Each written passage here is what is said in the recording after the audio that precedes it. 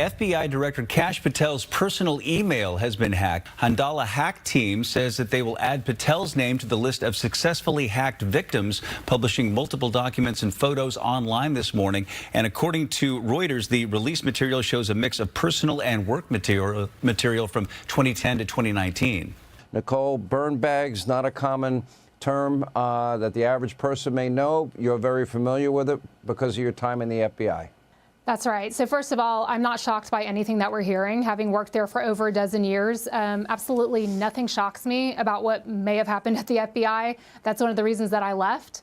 But when I hear burn bag, that's common lingo inside the FBI. All documentation, documents, anything that you basically use or touch at the FBI goes into a burn bag. And sometimes you shred the documents, sometimes you just put them straight into the burn bag. But those documents are literally escorted to an incinerator by armed agents. I mean, it's a very serious process because we must take our documentation very seriously at the FBI, and that is what they do. And so to hear that documentation was found at FBI headquarters. Do you remember when the Inspector General, not his colleagues, turned him in? Inspector General found that Mr. Peter Strzok said, quote, sent an email to his girlfriend, quote, just went to a Southern Virginia Walmart. I could smell the Trump support, end quote. Remember that? He did that while employed at the FBI while working on that investigation. Do you remember when the IG revealed another email by Mr. Strzok to his girlfriend? Mr. Strzok said, quote, I am riled up. Trump is a fucking idiot, is unable to provide a coherent answer, end of quote. You remember that? Peter Strzok said that.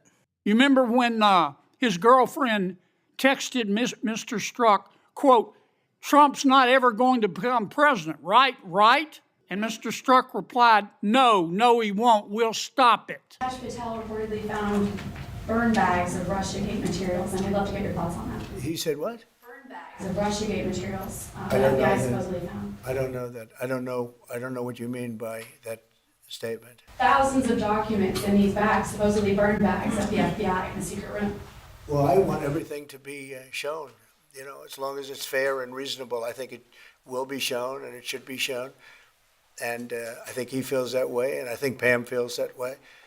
But it's got to be, it's got to be stuff that really doesn't hurt people unfairly, because you have so many people involved. Do you believe in the adage that two wrongs don't make a right, but they do make it even?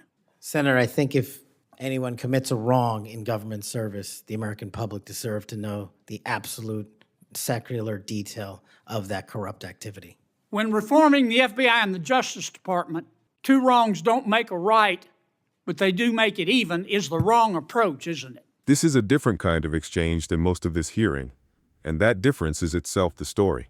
Where other senators spent their time trying to get Patel to say a word he wouldn't say, this senator spent 7 minutes building a case for him, one documented FBI failure at a time. The structure is worth noticing. He opens by praising the committee chairman, gets Patel to agree that making the right people mad is a sign of doing the job well, then walks through a chronology: the debunked Russia collusion investigation, the Clinton campaign lawyer with building access, Hunter Biden's tax case, and Peter Strzok's own texts, entered into the record in his own words. Then comes the pivot. After cataloging all of that, the senator asks Patel to agree to a standard, that two wrongs don't make a right, that fixing a broken system isn't about settling scores. Patel agrees. The senator says he'll hold him to it, and closes by warning him not to burn the place down, but to make it better.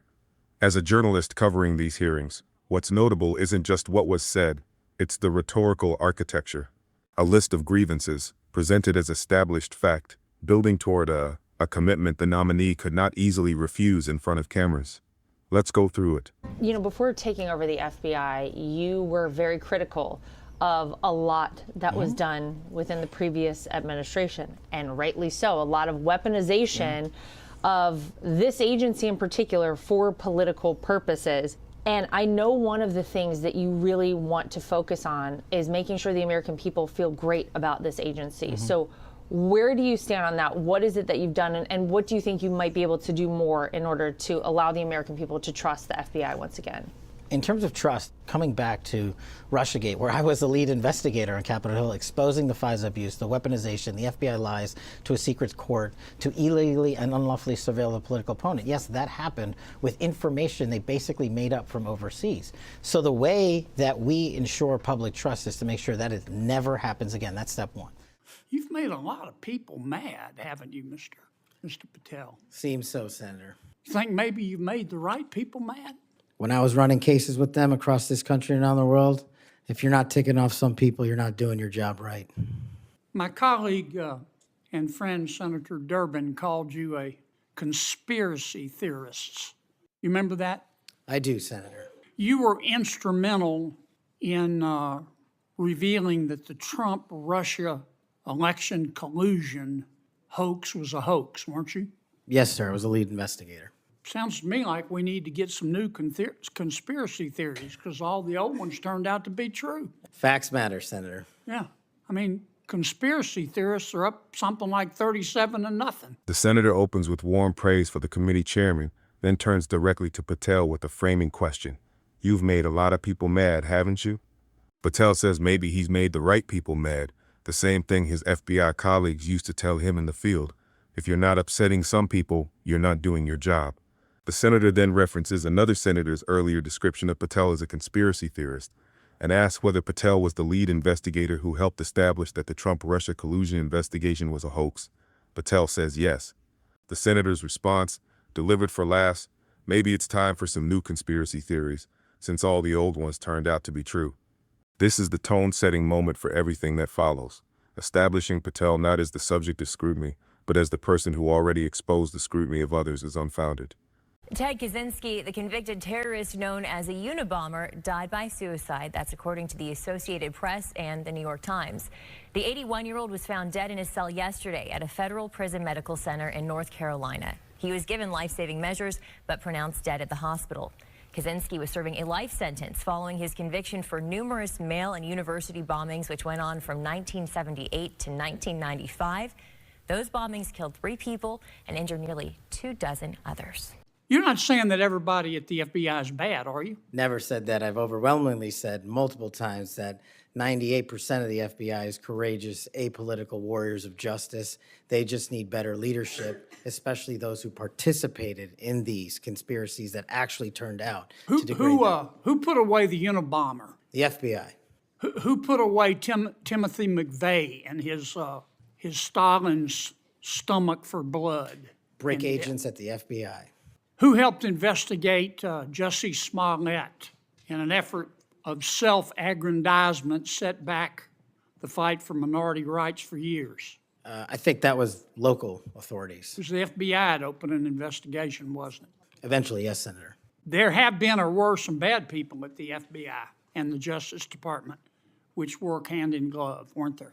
Unfortunately, yes, Senator. The senator asks Patel directly whether he believes everyone at the FBI is bad.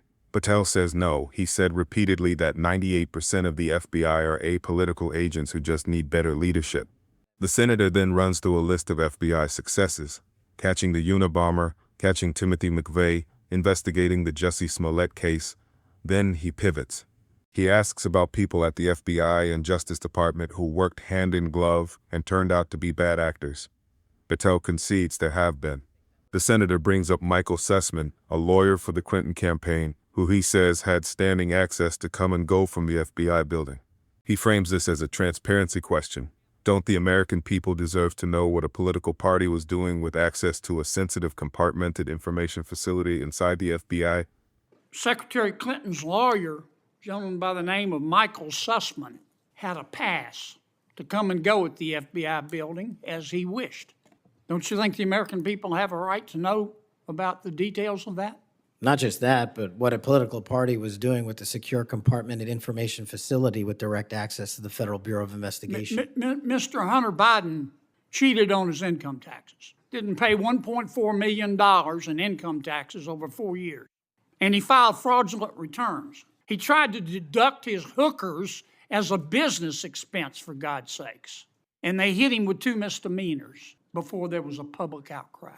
Don't you think the American people are entitled to know the details of that?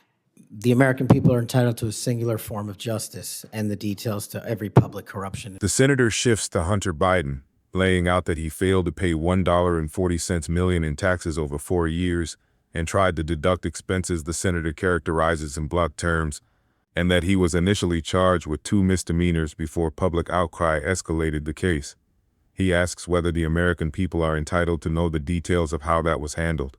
Patel's answer doesn't engage with Hunter Biden specifically. He says the American people are entitled to a singular form of justice, one standard applied evenly, and to the details of every public corruption investigation. It's a value statement rather than a comment on a specific case, and the senator moves on without pressing further. You remember Peter Strzok, I sure do. one of the lead investigators for Mr. Mueller's Russian collusion hoax? Do you remember when the Inspector General, not his colleagues, turned him in? Inspector General found that Mr. Peter Strzok said, quote, sent an email to his girlfriend, quote, just went to a Southern Virginia Walmart. I could smell the Trump support, end quote. Remember that? He did that while employed at the FBI while working on that investigation. Do you remember when the IG revealed another email by Mr. Strzok to his girlfriend? Mr. Strzok said, quote, I am riled up. Trump is a fucking idiot, is unable to provide a coherent answer, end of quote. You remember that? Peter Strzok said that. You remember when his girlfriend texted Mr. Strzok, quote, Trump's not ever going to become president, right? Right? And Mr. Strzok replied, no, he won't. We'll stop it. I do remember their insurance policy. And then Mr. Strzok testified in front of God and country that never had his political beliefs impacted his work. You believe in the tooth fairy? When I was a kid. You believe Jimmy Hoffa died of natural causes? He's also not in the end zone of Giant Stadium. And then Mr. Strzok got fired, and next thing we know, the FBI and the Department of Justice, after he sued, gave him $1.2 million. Don't you think the American people are entitled to know the details of that? Absolutely. This is the longest sustained section of the exchange, and it's built entirely on documented material. The Inspector General's findings on Peter Strzok, one of the lead investigators on the Russia collusion case. The senator reads 3 things into the record: a text where Strzok describes smelling Trump support at a Walmart, a text calling Trump a thing idiot, and a text exchange about an insurance policy against the Trump presidency. All sent while Strzok worked the investigation. Patel confirms he remembers each one. The senator adds that Strzok later testified under oath that his political beliefs never affected his work, delivered with open skepticism, comparing the claim to believing in the tooth fairy. He closes this section by noting Strzok was fired, then sued, and the FBI and Justice Department paid him $1.20 million afterward. He asks if the public is entitled to know the details of that payout. Patel says absolutely. Do you believe in the adage that 2 wrongs don't make a right, but they do make it even? Senator, I think if anyone commits a wrong in government service, the American public deserve to know the absolute secular detail of that corrupt activity. When reforming the FBI and the Justice Department, 2 wrongs don't make a right, but they do make it even, is the wrong approach, isn't it? That's correct. And we're going to hold you accountable for that. I hope you do. Now, there's some good people at the FBI. Lots. And there have been and may still be some bad people there. And you've got to find out who the bad people are and get rid of them in accordance with due process and the rule of law. And then you've got to lift up the good people. Don't go over there and burn that place down. Go over there and make it better. Do you commit to us today that you will do that? I commit to you, if confirmed, Senator, every single day, 24/7, 365, the FBI will be the premier law enforcement agency in the world. After the full chronology, Sussman, Hunter Biden, Strzok, the senator asked Patel to think carefully before answering. Does he believe in the adage that 2 wrongs don't make a right, but they do make it even? Patel's answer is that anyone who commits a wrong in government service should have that wrong fully disclosed to the public. The senator then states his own position plainly. Settling scores, making it even, is the wrong approach to reforming the FBI. Patel agrees, and the senator tells him he'll be held accountable to that standard. He closes with a direct instruction, rather than a question. There are good people and bad people at the FBI. Find the bad ones, remove them through due process, and lift up the good ones. Don't go in and burn the place down. Go in and make it better. Patel commits, without qualification, to making the FBI the premier law enforcement agency in the world. Every day, all year. Exclusive MS Now reporting on FBI Director Kash Patel and a whistleblower's allegations about how he's using FBI planes. Joining us, MS Now senior investigative reporter Carol Lenig. So, Carol, what do you got? A whistleblower has reported to the Senate Judiciary Committee Democratic ranking member Dick Durbin that FBI Director Kash Patel's use of his jet, the government jet, the FBI jet, has harmed actual investigations. Katie, I want to separate one thing, which is to say one of the allegations here is something that we at MS Now, my colleague Ken Delanian and I, have been reporting on for a while, working on this behind the scenes, and then the whistleblower comes forward to Congress and basically affirms a lot of our reporting, although there are new details here. The whistleblower says that in December of 2025, when there was a mass shooting at Brown University, Kash Patel was on his government FBI director jet in Florida, we are told, and that there was only one other available jet. But Patel had ordered it to be put on standby for another team. And that meant that during this mass shooting, an evidence review team based in the Washington, Virginia area that would normally immediately respond to a major crisis, a major crime scene like this, was delayed. They could not use the plane. And instead, they drove through the night of the 13th and the early morning of the 14th to get to Providence, Rhode Island from Virginia. They happened to also drive through a snowstorm to get there, but they were significantly delayed, according to this whistleblower's account. And by the way, also according to multiple sources that spoke to Ken and to me.